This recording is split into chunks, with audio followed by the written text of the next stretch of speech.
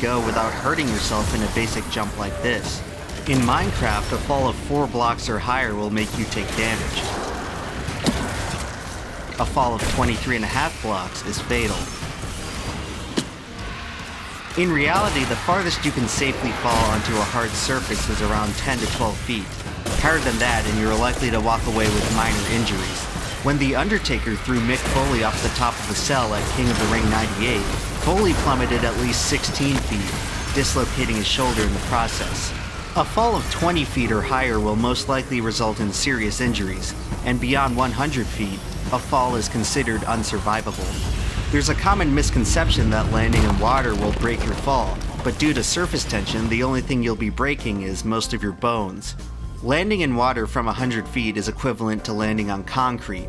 Surviving any fall greater than that is exceedingly rare without protective equipment. But for the vast majority of human history, all people had to brace themselves were their arms and legs. Naturally, this meant that any early attempts at the world's highest jump were almost certainly done so involuntarily. The first unsung record holders of this category may have earned their title by accident, by force, or by a failed attempt to end their life. But if someone in prehistoric times did want to make the jump of a lifetime, how far could they possibly fall? Well, in the age before aircraft, all people had to lift themselves was the terrain of the Earth itself. Mount Everest is the tallest point on Earth, but its slope would prematurely stop you long before you reach the bottom. For a continuous, uninterrupted fall, you would have to jump from the world's tallest cliff. For a purely vertical drop, Mount Thor in Canada has a prominence of over 4,100 feet. While highly unlikely, it's theoretically possible that somebody could have jumped from this height. However, in an age before written history, no one can say for sure. For the first recording of anyone jumping off anything, we have to venture closer to the Stone Mountains of China. As far as we know, this event may have never happened. The only information on it was written by a guy 2,000 years before our time about a guy 2,000 years before his time. As the legend goes, Emperor Shun escaped the roof of a burning barn by gliding off using his hat to slow his descent. By my estimate, the jump was probably done from the equivalent of a 2-story building, or about 20 feet. It may not sound like much, but this was significant. It's the earliest recorded instance of anyone jumping with intent, rather than falling by mistake. All future jumps would be successors to Shun's 20-foot leap off the burning barn. The ancient Chinese were one of the first civilizations to experiment with aeronautics. As early as 200 BC, acrobats would use bamboo shoots to perform falling stunts at the imperial palace. By 500 AD, kites had become commonplace in Chinese society. Some kite designs had become aerodynamic enough to support the weight of a man. In 559, Yuan Huangtou was one of several prisoners ordered to be executed by gliding off the 108-foot-tall Phoenix Tower. Remarkably, Yuan survived, claiming the unofficial jump record in the process. For his achievement, Yuan was executed anyway. Despite his grim fate, the record would remain alive for more than 1,000 years. The next great leap in aeronautical innovation came during the Italian Renaissance. Leonardo da Vinci is often credited with the invention of the parachute, but an even earlier concept can be traced back to 1470 from an anonymous manuscript. In 1615, Fausto Veranzio improved upon Leonardo's design, but so far, the parachute only existed in concept. It wasn't until the 18th century that the parachute was brought into reality. Louis Sebastian Lenormand would design and manufacture the first modern parachute. On December 26, 1783, Lenormand would record the first parachute jump in history by jumping from the upper balcony of the Montpellier Observatory. That very same year, just 120 miles away in Annonay, the Montgolfier brothers would develop the first hot air balloon. Within the span of a few months, mankind had not only broken free from Earth's terrain, but found a way to weaken the grip of gravity itself. And it was only a matter of time before someone would use both to make history. On October 22, 1797, André Garnerin became the first person to parachute out of an aircraft. Garnerin rose to 3,200 feet in a hot air balloon, then severed the basket, parachuting back down unharmed. You could argue that this wasn't a true jump, as Garnerin never actually stepped out of the balloon's basket, but based on the illustrations of the basket's design, I would say that it serves little purpose in actually protecting the user, and rather functions as a necessary component of the parachute itself. The important thing is that Andrei Garnerin flew about 500 feet higher than the top of the Burj Khalifa, then severed his only means of flotation, placing full faith in the thin fabric above his head to ensure that he didn't wind up becoming a human crepe. On that day in 1797, Andrei Garnerin became the first skydiver. Just 5 years later, he would set a new all-time record, jumping from a height of 8,000 feet. Garnerin's aerial heroics would inspire a new generation of daredevils who would replicate his death-defying stunt in front of spectators around the world. 19th century parachuters would draw crowds at local carnivals and other venues by dropping out of the sky from altitudes of 2,000 to 5,000 feet. This range is comparable to the cruising altitude of the Fortnite battle bus, and while the stunts looked death-defying, sometimes death would not be defied. In 1837, Robert Hocking earned the grim distinction of becoming the first skydiving fatality after his parachute failed at 5,000 feet. Hocking was supposedly attempting to reach the 8,000-foot mark that Garnerin had set decades prior, but the record would not be undone. News of Hocking's death was a sobering reminder to the dangers of falling from thousands of feet in the air, and it extinguished the popularity of parachuting for decades afterwards. For the rest of the 1800s, there were no jump attempts on record surpassing Garnerin's 8,000-foot mark. This was mostly due to the limitations of parachutes, as balloons continued to soar throughout the 19th century. Since would-be jumpers were no longer encumbered by the Earth's terrain, the highest theoretical jump was now determined by the balloon altitude record.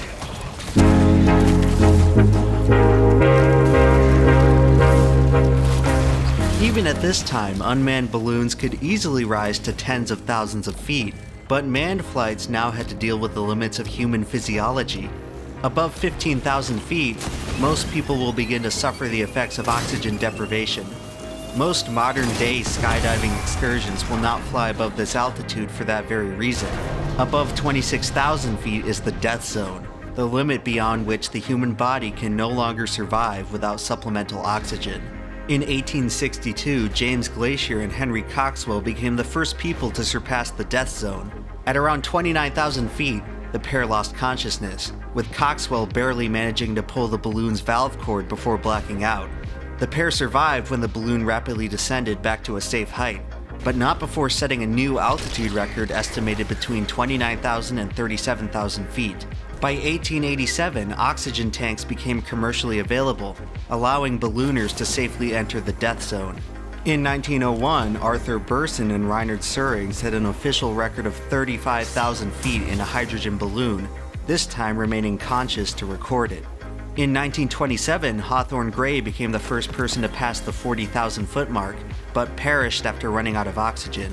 In 1931, Auguste Piccard and Paul Kupfer passed the 50,000-foot mark, becoming the first people to enter the stratosphere, as well as the first people to truly witness the curvature of the Earth. In 1933, at the Century of Progress World Fair, Thomas Settle and Chester Fordney would surpass 60,000 feet. By this point, record attempts were quickly approaching the next hard limit in manned balloon flights. As altitude increases, air pressure decreases, as does the boiling point of fluids. At around 60,000 feet, air pressure is low enough where the temperature of your body will exceed the boiling point of water, causing your blood to literally boil. This limit is otherwise known as the Armstrong line, and future flights above it would require a pressurized suit. In 1934, the Soviet Union's OSA Viking 1 surpassed the Armstrong line and reached a peak altitude of 72,000 feet, before the balloon disintegrated during its descent, killing all 3 crew members. 1 year later, in what would be a precursor to the space race, the United States took back the record when Albert Stevens and Orville Anderson reached 72,400 feet in the Explorer 2 craft. By this point, balloon flight progression had provided the jump record with massive potential for improvement. But before anyone could attempt a new record, the parachute would have to rise to the occasion.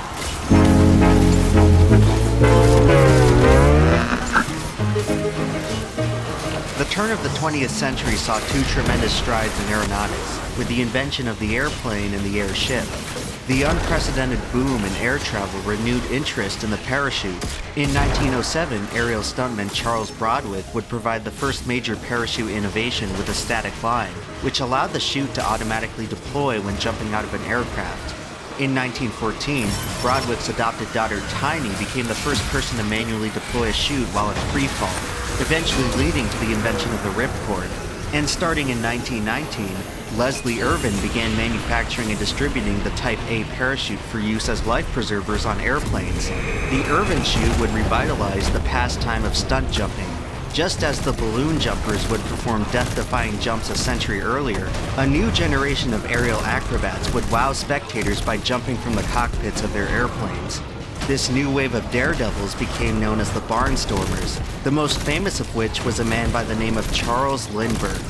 Lindbergh was most known for making the first non-stop transatlantic flight, but buried among his long list of aviation accomplishments was the new record for the world's highest jump. In 1926, Lindbergh used an Irvin chute to bail out of his plane at an altitude of 13,000 feet, finally breaking Garner's record after more than a century. 1927 saw the first tests of parachutes in military combat, leading to the rise of the paratrooper. In 1943, U.S. Army surgeon Randy Lovelace became the first person on record to jump from the stratosphere. In an Air Force experiment, Lovelace bailed out of an Army bomber at over 40,000 feet. The force of the parachute knocked him unconscious, and the minus 40-degree temperatures left his hands frostbitten. But Lovelace survived the jump by the skin of his teeth, claiming the record in the process. The first ever jump from the stratosphere would be the last with a conventional parachute, at least in the United States. Soviet jumpers Vasily Romanyuk and Nikolai Nikitin would both set higher marks, with Nikitin surpassing 47,000 feet in 1957. While the Russians were fixated on the record itself, the U.S. directed their focus to survival. If pilots were to survive ejecting at very high altitudes, they would need to be equipped with parachutes fit for the edge of space. Randy Lovelace's near-fatal jump would usher in a new era, the dawn of the space jump.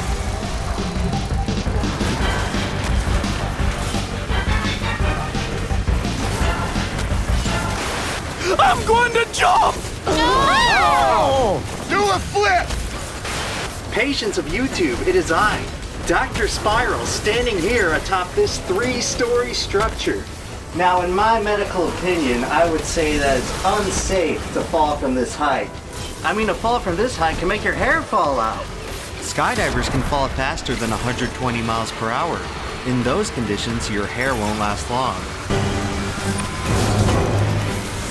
Scientifically speaking, outer space doesn't begin until the Kármán line, more than 300,000 feet high. The region between it and the Armstrong line is classified as near space. And as jet planes flew higher, pilots would need a new kind of parachute to safely eject from this range. Following Randy Lovelace's near-fatal jump, the Air Force began testing experimental high-altitude parachutes on dummies. Early designs would force the dummies into an uncontrollable flat spin that would be potentially fatal on human subjects. By 1958, they were ready to test out a new multi-stage design that was intended to stabilize the jumper. Only this time, the test would be conducted on a human being, an unenviable task bestowed upon Captain Joseph Kittinger.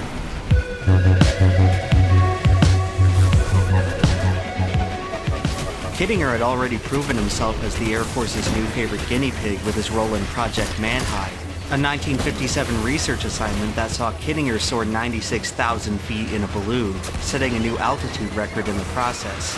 His next assignment would be Project Excelsior, where Kittinger would once again rise to the stratosphere in a balloon, only this time he would have to jump out. On November 16, 1959, Kittinger fastened his pressure suit and boarded Excelsior 1, rising to an altitude of 76,400 feet. At that point, Kittinger unstrapped himself from the gondola and stepped over the edge. Immediately, there was a problem. Kittinger had prematurely deployed his stabilization chute. Just like the test dummies, Kittinger entered an uncontrollable spin. At 120 RPM, Kittinger blacked out nearly 13 miles above the Earth. He regained consciousness just 3,000 feet from the ground. Miraculously, the rest of the chutes functioned according to plan, allowing Joe Kittinger to escape with his life and a new record. Despite a near disaster on the first run, Kittinger was determined to prove that the new parachute system could work. Less than a month later, Kittinger would return to the skies with Excelsior 2, jumping from 74,000 feet. This time, the parachutes functioned flawlessly, and although he was just shy of adding to the record, he would get one more chance to make history in the summer of 1960. On the morning of August 16th, Kittinger boarded the gondola for Excelsior 3. Sudden cloud cover almost canceled the mission before it started, but Kittinger launched just 1 minute before the orders to cancel the flight. Soon after, overcast skies would be the least of his concerns. At about 50,000 feet, Kittinger realized that his right glove had failed to pressurize, causing his hand to swell to twice its size. Despite the potentially catastrophic complication, Kittinger did not inform the ground crew. He knew that if he did, the mission would be immediately aborted. Anticipating that they would never get another chance at a jump, Kittinger bit the bullet and continued to rise. About 1 hour and 40 minutes after launch, Kittinger took the highest step in the world and jumped from the stratosphere for the final time. Kittinger free-fell for 4.5 minutes before deploying his main chute. He reached a top speed of 614 miles per hour.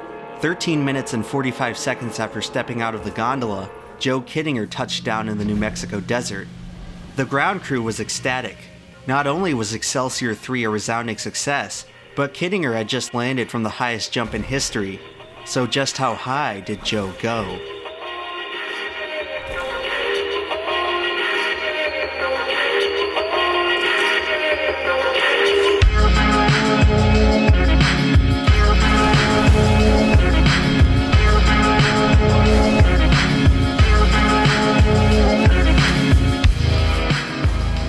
(102,800 feet). Not only did Joe Kittinger set the all-time jump record, he did so while setting the all-time balloon altitude record, the second highest altitude ever reached by man at that point. After proving that humans could survive exposure to the upper atmosphere, Project Excelsior would open the floodgates for manned space exploration. Soon after, both the US and Soviet Union would send the first astronauts into orbit. But in that moment, Kittinger stood farther from the Earth's surface than all but a single person before him, and then jumped back down.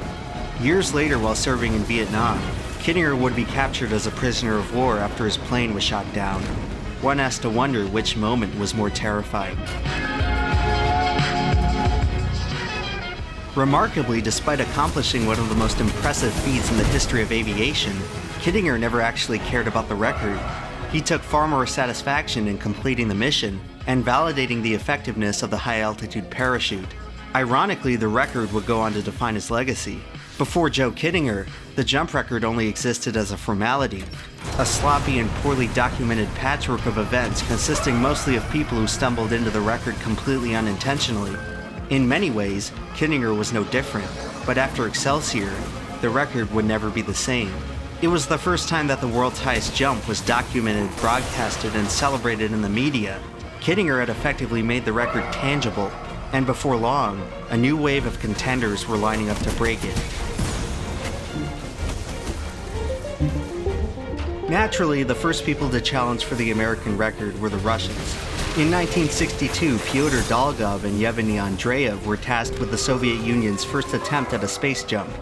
Andreev successfully jumped from 83,000 feet, setting a new record for the longest free fall. Dolgov jumped from nearly 94,000 feet, but perished after his suit depressurized. Dolgov's death would be covered up for years, but as far as the Soviets were concerned, the mission was a success. Even though Joe Kittinger's record was well documented and precisely measured with state-of-the-art technology, it wasn't verified by the FAI, allowing the Soviets to claim the official record despite falling nearly 20,000 feet short. For all intents and purposes, Joe Kittinger still held the record, but the Soviets had the validation of a bureaucratic sanctioning body in Switzerland, and they were content with that. Not content with the disputed title was a young adventurer from New Jersey, Nicholas Piantanida. The young skydiver had been obsessed with jumping ever since his childhood, where he would nearly fall to his death after jumping from the roof of his apartment with a makeshift parachute made from his bedsheets. By the 60s, Piantanida was determined to bring the undisputed record back to America by making the greatest jump in history. His goal was to break both Kittinger's altitude record and Andreev's freefall record in what would become known as Project Strato Jump. But unlike the space jumpers before him, Piantanida didn't have government backing.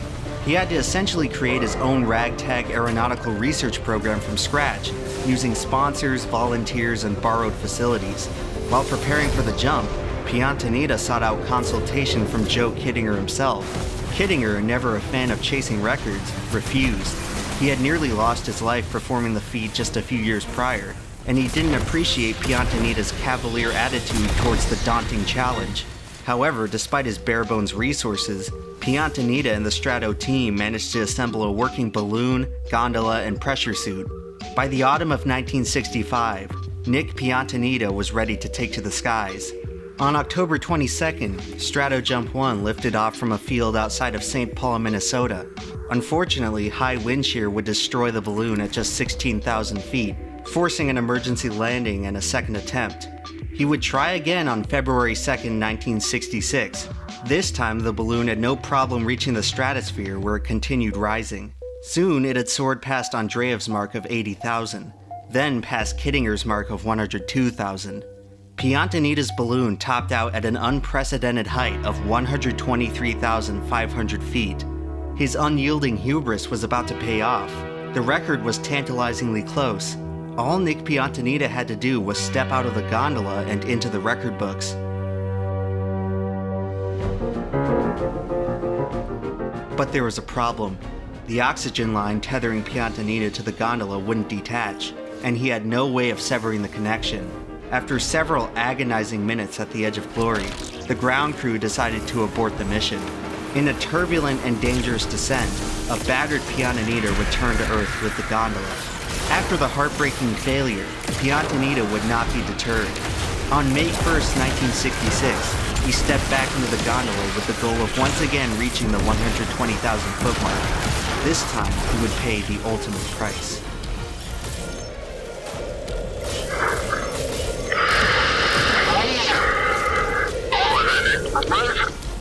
At 57,000 feet, Nick Piantanita's suit depressurized. The ground crew immediately aborted the mission, but at that point, very little could be done. Piantanita was starved of oxygen for more than 20 minutes, falling into a coma from which he never recovered. As close as he came to proving everyone wrong, Piantanita's recklessness would ultimately cost him everything.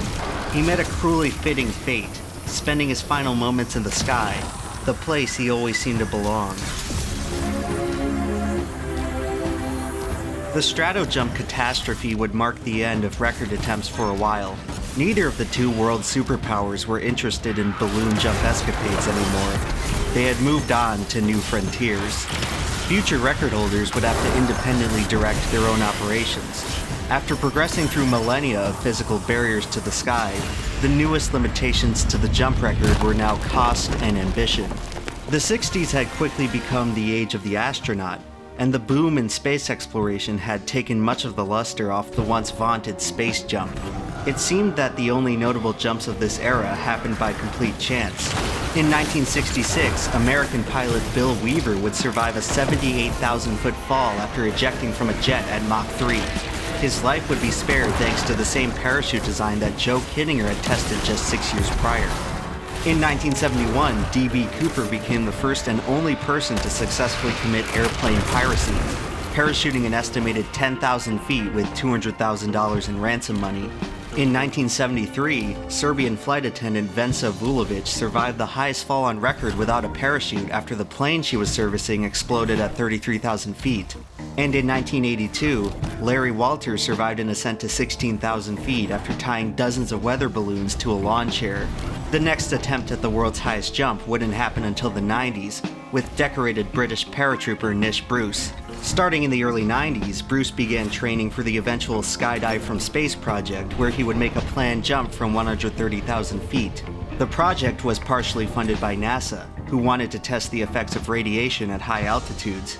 Despite an encouraging start, the project would abruptly end in 1994 when Bruce suffered an unexpected mental breakdown, stabbing his girlfriend with a pair of scissors. The incident would mark the beginning of Bruce's 8-year-long battle with mental illness, a battle he would eventually lose. In 2002, Nish Bruce would end his life by intentionally jumping from a plane without a parachute. Much like Nick Piantanita, Nish Bruce was someone who seemed to belong to the sky, this time going out on his own terms.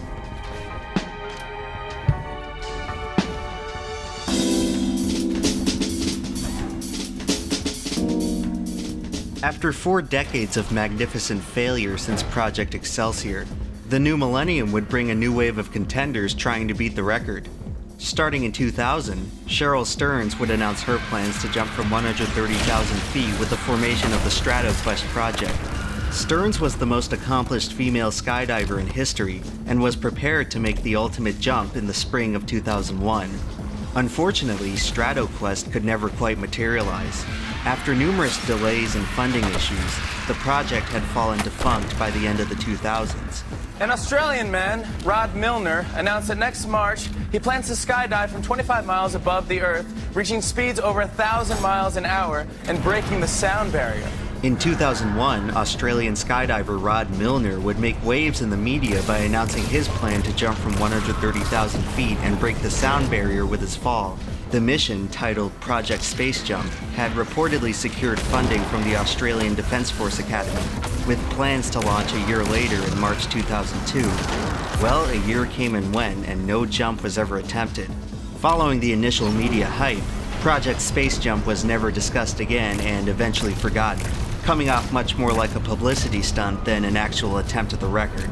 In 2003, French adventurer Michel Fournier announced Le Grand Saut, during which he planned to jump from 130,000 feet. Fournier made the most progress of anyone in the decade, managing to produce a working balloon, pressure suit, and gondola.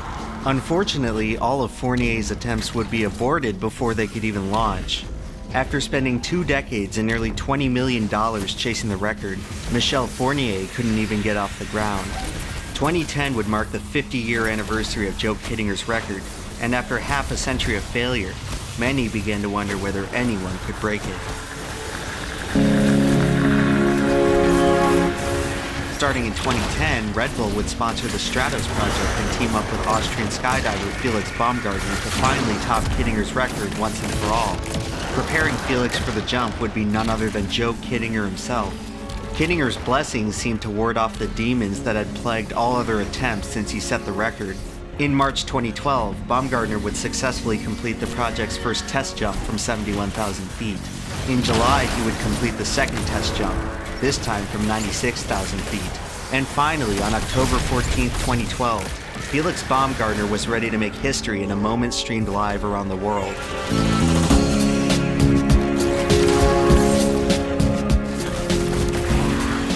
Speed 650 miles per hour. Showing Felix at a stable descent. There's the chute.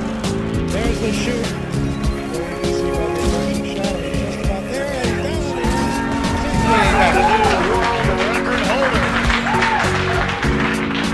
After finally having his record broken, Joe Kittinger never looked happier. After 52 years of frustration, there was finally a new record holder of the world's highest jump. In addition to setting the altitude record, Felix Baumgartner became the first jumper in history to break the sound barrier in his freefall, as well as setting the record for the longest distance in freefall. The YouTube live stream was watched by nearly 10 million viewers, a record that itself would stand for almost 6 years. The new record provided a rare moment of inspiration for a generation who had very little to celebrate in terms of aeronautical achievement. Truly, it was a jump for the ages. After taking half a century to beat Kittinger's mark of 102,000, who knew how long it would take to beat Baumgartner? The record would stand for 2 years. On October 24, 2014, computer scientist Alan Eustace would set a new altitude record of 135,889 feet. Eustace worked as the senior VP of engineering at Google and had no prior history of skydiving or extreme stunts. One day he decided that he wanted to pursue the record, so he assembled a team of collaborators to form StratX. Eustace became the first jumper in history to ascend to the stratosphere without a gondola, relying only on a pressure suit to protect him from the vacuum of near space. The reduction in weight allowed him to soar more than 8,000 feet higher than Baumgartner's mark. In just a single attempt at the record, Alan Eustace went up and got it. That's where the record stands today, but where does it go from here? Well, the record for the highest unmanned balloon flight is 173,900 feet. Lighter weight missions like StratX may approach this altitude, but sooner or later, jumpers will reach another hard limit, the mesosphere. Starting at around 170,000 feet, the air becomes thin enough to force any balloon to burst from the pressure difference. As a result, the mesosphere is the least explored part of the atmosphere, extending too high for balloons and too low for satellites. But what if you were to skip the mesosphere entirely and jump from a satellite? The International Space Station orbits in the thermosphere at an average altitude of about 1.3 million feet, nearly 10 times the height of the current record. However, since the ISS is in orbit, it's traveling about 10 times faster than an average bullet. Re-entering the atmosphere at that speed will cause the human body to burn up like a meteor. Currently, the best hope for space jumps beyond the stratosphere may be Virgin Galactic's Spaceship Two, a suborbital spaceplane capable of surpassing the 300,000-foot mark. Due to the parabolic shape of the flight path, it could be theoretically possible to jump from the peak without extreme exit velocity. Virgin Galactic plans to launch commercial flights on the spaceplane starting this decade, so it's possible that the next great stride in space jumping may be just a few years away. For now, the record stands at just under 136,000 feet. No matter the era, death-defying jumps have never failed to amaze and inspire those who witness them. Space jumping is both a product and an example of our endless thirst for progress. 60 years ago, as Joe Kittinger gazed down at the Earth prior to his record-setting jump, he remarked at the irony of such beauty existing in such deadly conditions. He compared floating through the stratosphere to being enveloped in an ocean of cyanide. Despite literally being on top of the world, Kittinger was overcome with an overwhelming sense of humility. We defy nature by venturing higher and higher, and nature humbles us with its unconquerable vastness. After 4,000 years of trying, we have already managed to jump from unfathomable heights, but we still have so much farther to go. For the future of the world's highest jump, the sky's the limit.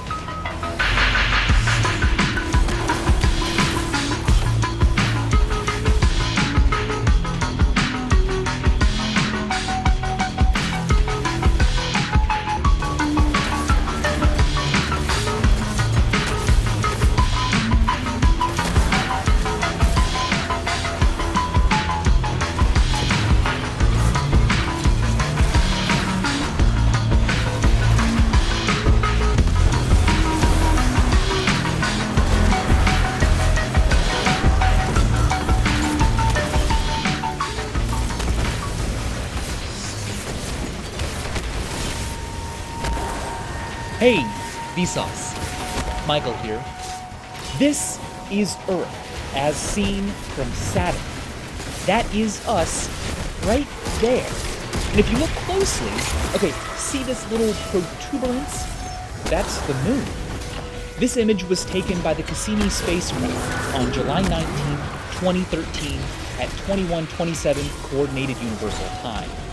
The thing is, NASA gave the public advanced warning of when it would be taken, which means that this image of Earth was the first ever taken from space that some people on Earth were actually posing for. Our planet looks so small, insignificant, fragile. I recently attended the premiere of Sky One's upcoming View Me in the Apocalypse with some cool YouTubers, and it got me thinking. In the show, the characters find out that there are only 34 days left before a comet smashes into Earth that's likely to end humanity. They all react in different, interesting ways, but what would I do if I found out that there were only 34 days of human history left? Okay, my first priority would be to get back to America to be with my family. But after that, I don't really have a bucket list, except that is exactly what I would want to spend my last few weeks doing, making a list to put in a bucket that I would then send far out into space away from Earth's impending vaporization. The list would contain information about us, all Earthens, so that if libraries and monuments and YouTube videos were all destroyed, a record would still exist somewhere of what and who we were. Like a stone thrown into a lake, the ripples your life causes last long after you vanish. The tree you planted is climbed by future generations. The books you donated inform future readers. But what if it's not just your stone that vanishes, but the entire pond? Perhaps it's arrogance or vanity, but getting cosmic messages in a bottle out there, before the end, diversifies our arc and gives a better chance for future alien visitors, or whatever is left of humanity, to find out that we were once here, to show what we learned, maybe even to warn future life forms of what we did, or what we didn't prepare for. We have already sent some messages about humanity out there beyond Earth, and if Earth is completely destroyed, those messages will be all that's left of us. What are they? Okay, first things first. How do you write something for the future? I mean, the distant future. The message might not be found for millions of years or billions. It might be discovered by an audience that's completely different, not only in language, but in senses. What if they can't see or hear or feel or taste or smell like we do? Or at all? What if their bodies destroy the very material we write the message on? What language do you even write it in? Well, in general, math and physics, which are believed to be the same everywhere in the universe, have been what we write